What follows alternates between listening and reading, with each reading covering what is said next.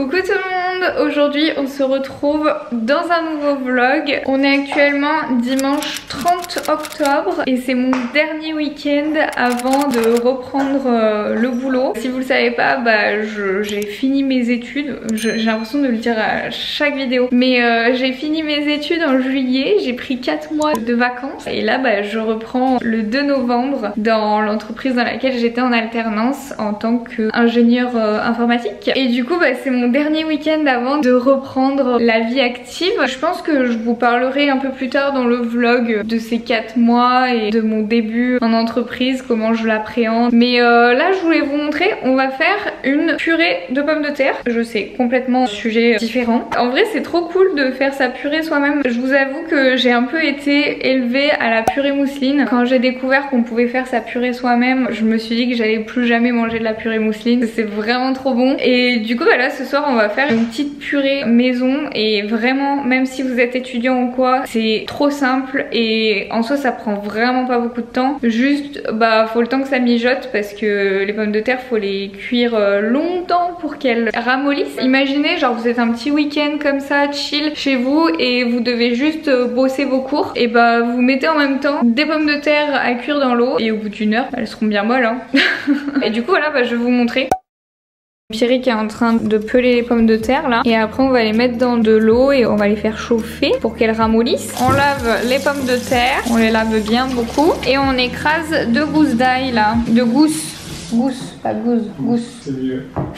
On a pris une grosse marmite là, on a mis de l'eau, des pommes de terre, les 2 gousses d'ail et voilà, ça va chauffer et se ramollir. On vient égoutter tout ça.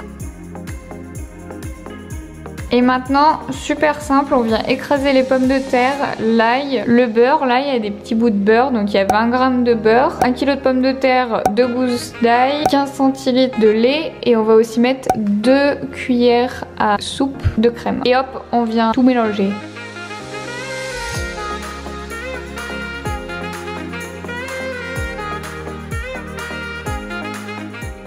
Bon, normalement, c'est de la crème fraîche, mais bon. On a rajouté un petit peu de noix de muscade en poudre. Et voilà le résultat. Une belle purée de pommes de terre. Et voilà!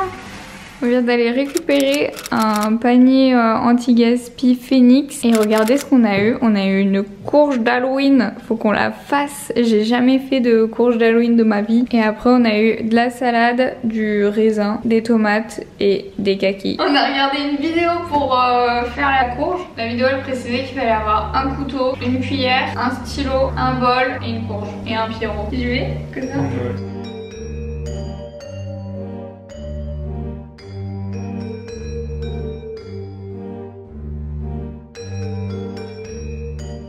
Waouh! Je pensais pas que ça allait être si facile en fait. Et un peu dégueu. Là on prend la cuillère et on enlève tout. Parce que si vous connaissez pas l'intérieur d'une citrouille, voilà c'est comme ça.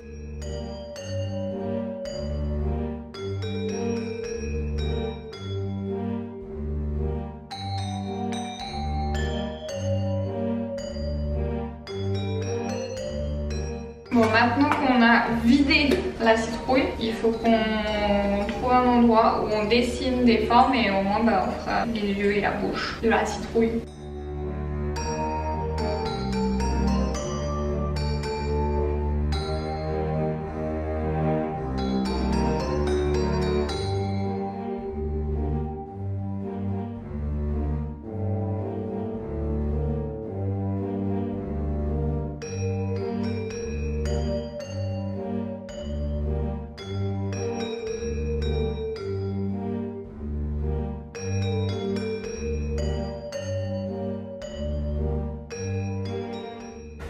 Quoi?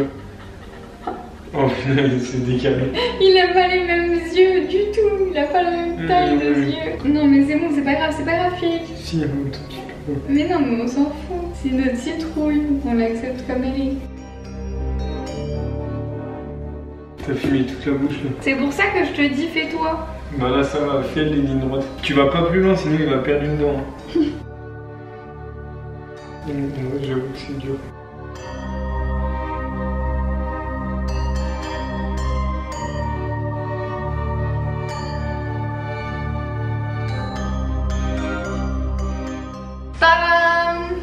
on a la petite citrouille qui est faite. Maintenant on prend une bougie, on allume la bougie. Non, on va l'allumer après. Ouais. On va la mettre d'abord.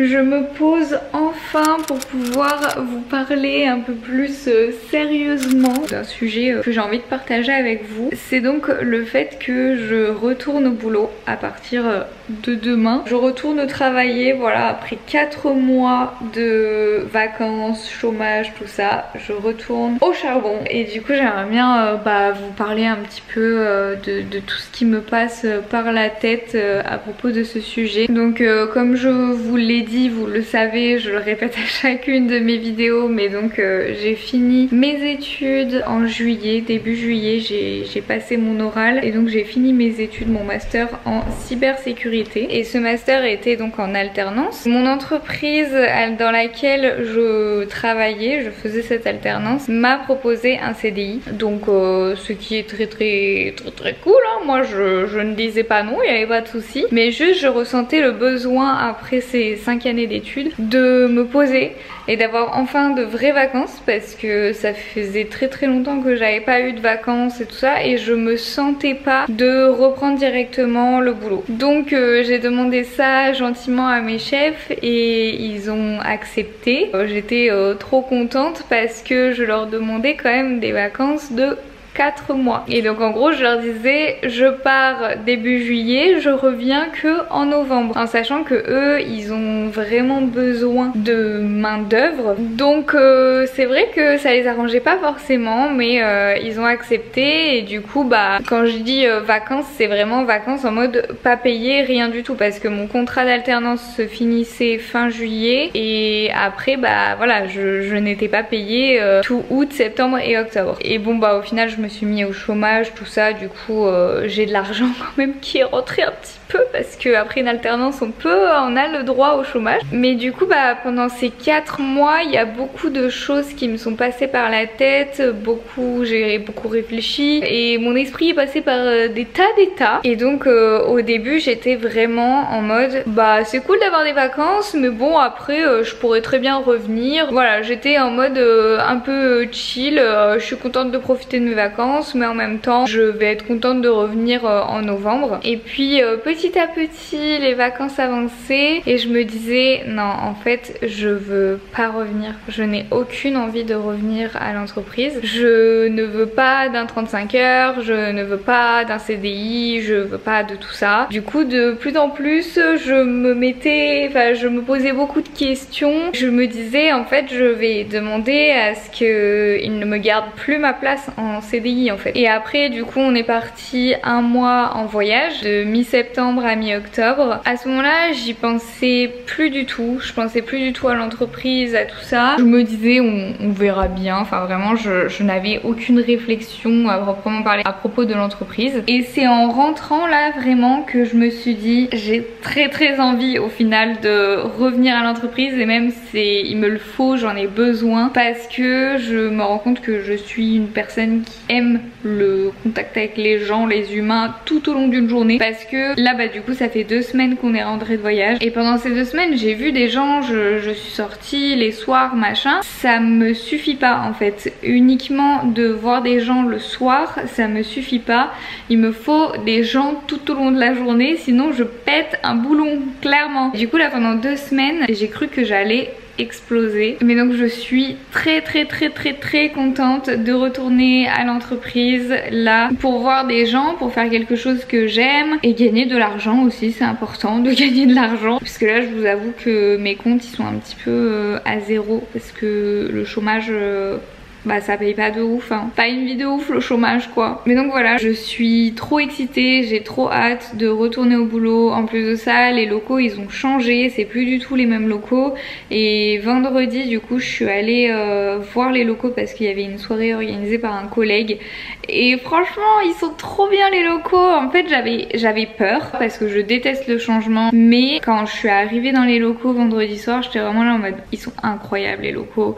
Et ma place dans les bureaux est trop bien, donc franchement je suis trop contente. Et ouais, ça fait du bien de se sentir bien là où on va travailler. Les locaux sont aussi bien plus grands. Après il me reste plus que à savoir quelle mission j'aurai, si les missions vont m'intéresser, si je vais être seule ou à plusieurs sur un projet, tout ça. Mais en tout cas voilà, là j'ai très hâte de retourner au boulot. C'est demain matin donc ça ne saurait tarder. Et du coup bah voilà un petit peu tout ce que je voulais vous dire. C'est peut-être pas grand chose mais en tout cas voilà, c'est mon état d'esprit, tout ce qui s'est passé pendant ces 4 mois par rapport au boulot. Je vous avoue que bah ça me stresse un petit peu par rapport aux vidéos YouTube parce que bah je me dis que peut-être que j'arriverai pas à tenir le rythme ou tout ça, mais en soi j'ai été étudiante et j'ai réussi à tenir le rythme, sauf cette dernière année j'avoue, mais j'ai réussi à tenir le rythme quand même des vidéos, une vidéo par semaine. Normalement il n'y aura pas de souci à part bah quand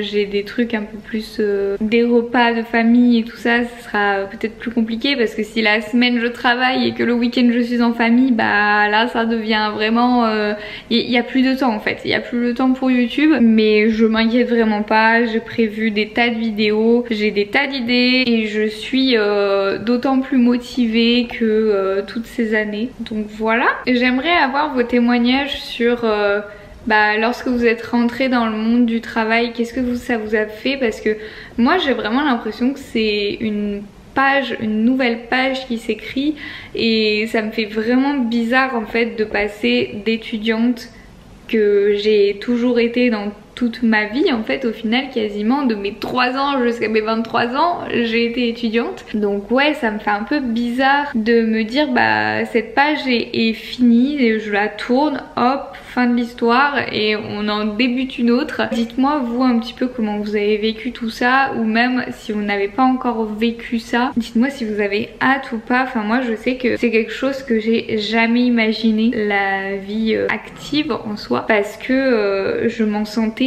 loin, mais très loin, à des années-lumière de ce statut de jeune actif quoi. Donc ouais, là ça m'est arrivé un peu dans la face comme ça. Heureusement que j'ai fait une année d'alternance parce que sinon j'aurais été vraiment en mode ok, donc là ça veut dire que je travaille, je vais dans une entreprise, j'ai des collègues et plus des camarades de classe. Ok, c'est bizarre. Enfin bon voilà, vous voyez un petit peu l'état d'esprit dans lequel je pouvais être et que je suis encore hein, clairement. Je trouve que c'est pour l'écran en fait d'aller travailler. Pour moi c'est ma maman qui va travailler, c'est pas moi. Moi je suis une enfant. À partir de demain je suis une active en CDI. Voilà, ça va être particulier. Mais bon, du coup pour fêter mon retour à l'entreprise, je vais faire un gâteau à mes collègues. Je sais, je change complètement, je switch complètement de sujet, mais donc on va aller faire un gâteau pour demain, un gâteau yaourt. C'est parti.